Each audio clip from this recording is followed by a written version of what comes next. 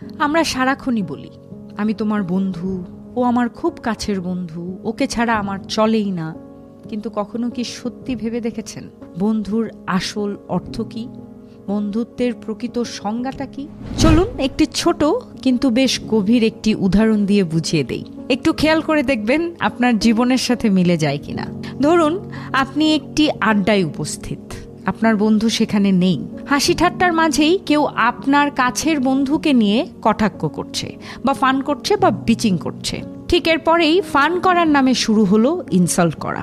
এখন প্রশ্নটা খুব সোজা, আপনি তখন কি করবেন? যদি আপনি চুপ করে থাকেন, শুধু হাসির স্রোতে ভেসে যান, তাহলে কষ্ট হলেও সত্য, আপনি প্রকৃত বন্ধু নন।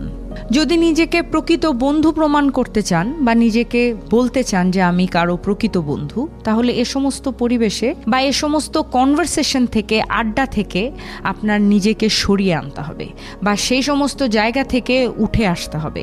কারণ নীরব সম্মতিও এক ধরনের বিশ্বাসঘাতকতা। প্রকৃত বন্ধুত্ব সামনে প্রশংসা করাতে আসে না, পেছনের সম্মান রক্ষা করাতে আসে। যেদিন আপনি আপনার বন্ধুর অ্যাবসেন্সেও তার পাশে